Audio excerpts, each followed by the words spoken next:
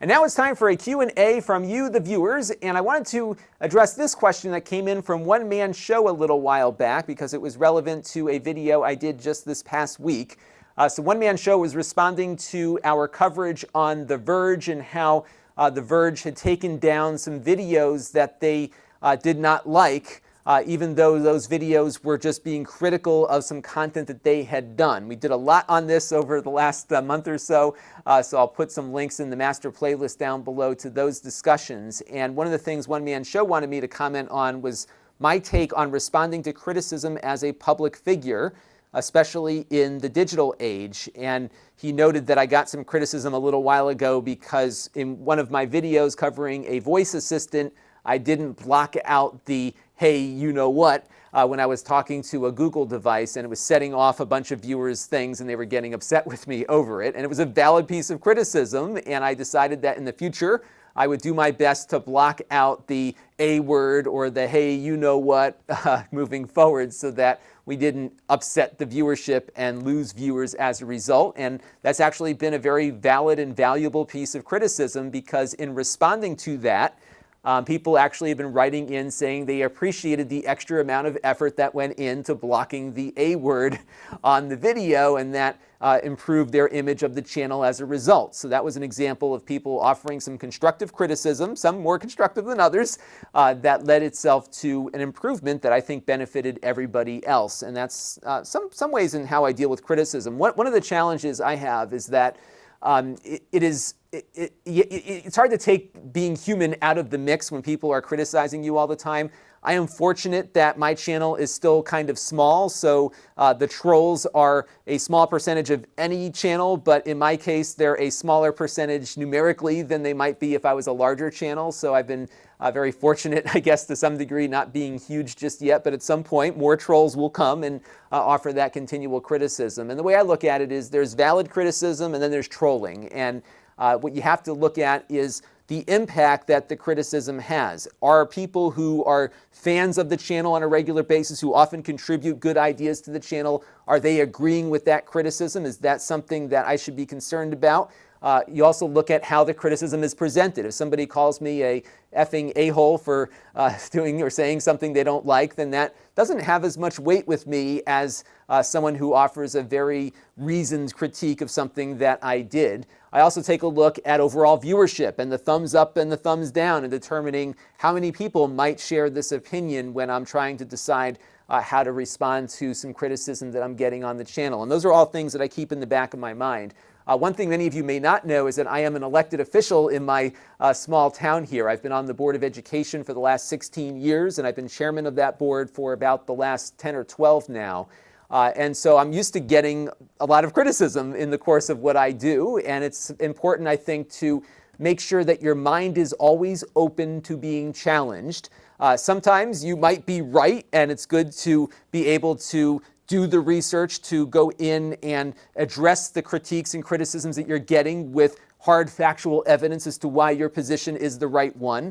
I have found that I do better work when people are critical of something that I am suggesting, whether it's here on the channel or out in my other activities. And I found that as much as it's not nice to be criticized, it often makes your argument stronger if you have people who are challenging that idea. And I think one of the issues that I'm seeing just out in the world right now is that everybody thinks they are right, even though they may not always be right. And that's one of the problems I think we as a global society are dealing with right now, is that people haven't yet developed the skill set to allow people to be critical of their ideas. And rather than just dismissing somebody just because they disagree with you, it's sometimes important to hear them out and listen to what they have to say. And I found over time that you can develop good relationships with people who have a very different worldview than you have, because if you can give them the courtesy and the respect of understanding and listening to what their position is, sometimes it actually changes how you approach an issue. It might not change me 180 degrees, but it might change things maybe 5 or 10 degrees in a direction that puts that idea and that plan in a better place. And that's always been the approach that I've taken to things. And I, of course, have not been perfect in the reception of criticism from time to time. Perhaps I may have come off as a little terse every once in a while in a response that I made on the comment thread, and sometimes meaning is hard to portray through just straight up text like that. So yeah, I'm going to mess up. I'm going to not practice what I am preaching here from time to time. And I think that's only human, as I mentioned, and it's just something that occurs. But I do really try to keep an open mind. And I think as the channel grows, this will become more challenging because as you get larger, the number of trolls, even if there's still a small percentage of subscribers and commenters, will increase. And that is why it's also important to understand how to interpret the data that the social media platforms kick back to you. So for example, in the case of YouTube, you've got your thumbs up versus thumbs down. I often get so many more thumbs up and thumbs down in the aggregate versus the comments that come in. It's a lot easier to click a thumbs up button than it is to actually write out a comment. So that's something to look at. But also the viewer retention. Are you losing viewers at the point that you're saying something that perhaps a small number of people are reacting negatively to? If you are not seeing a huge drop-off, if you're seeing your views stay the same or perhaps increase on that video, then perhaps you're not going in the wrong direction. But it's important just to kind of compile all this information together and really look at it objectively and not let a few really nasty negative comments deter you from actually the positive direction that most people interpret from your content. And that is something to also keep in mind as you are growing a channel. But again, every time you get good, constructive, and valid criticism, even if you disagree with it, I think it's important to give the people who are spending the time to offer that criticism to you the courtesy and respect to read it and digest it. You don't always have to respond to it, but I think it's important to separate out people who are really trying to help you do better as opposed to people who just want to see you fail. And there's a very big distinction there between positive and negative types of criticism. Now, the biggest amount of criticism and critiques I get is over my backdrop here. I have people that often write in to say this setting that I've got looks ancient, it needs to change, you got to look more like everybody else. And then for every time I get one of these comments, I get another group of comments that says the opposite. Love the background, don't change it. So it's a very big struggle that I have, to be honest with you, as to how to figure out and interpret what people are asking about here. Part of me, at least my gut is that I could make my channel look like everybody else's, but that would be less unique. And I think this is a unique look. Yes, it does kind of look like it's the 90s here, given the video quality and the backdrop and the lighting. And that's where this comment, I thought, really started to give me something to think about here. Astrovlog said, it looks like it's from 10 years ago. Then he saw the Apple Watch, and it's not because of the background, it's because of the color. So maybe we keep the background and maybe adjust the lighting a little bit to get things better. What you see on screen, insofar as how things look, is about the best that I can do with my skill set when it comes to set design. I'm good at running the technology. I'm not so good at the aesthetics. So I may start playing around with the lighting a little bit. I did take a lighting course at the YouTube space last year to start experimenting with a few different ideas.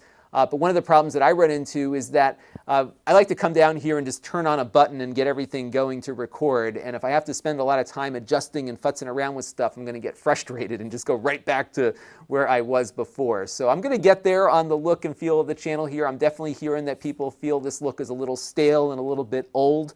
But I actually like the vintage technology. And what's funny is that, I've been really finding my niche with people who are around my age. Not to say again that younger people are not allowed to watch this channel. I value their input too, but a bulk of my viewers are around my age. And I think when you have these objects that many people who are into technology had as kids, it actually is something that is a net positive for the channel. And again, looking at all my analytics and my numbers, I see that things are still growing, and I'm pretty happy with that.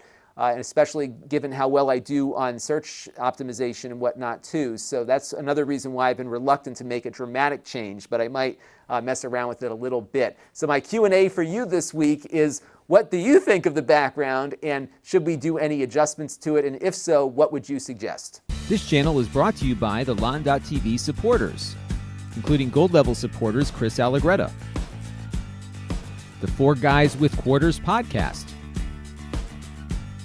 Tom Albrecht, and Kalyan Kumar. If you want to help the channel, you can by contributing as little as $1 a month.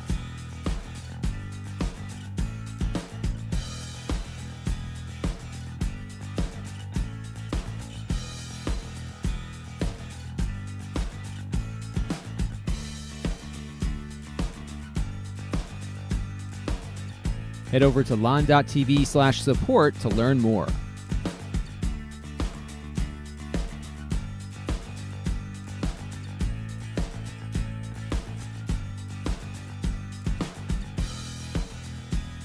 And don't forget to subscribe. Visit Lon.TV/s.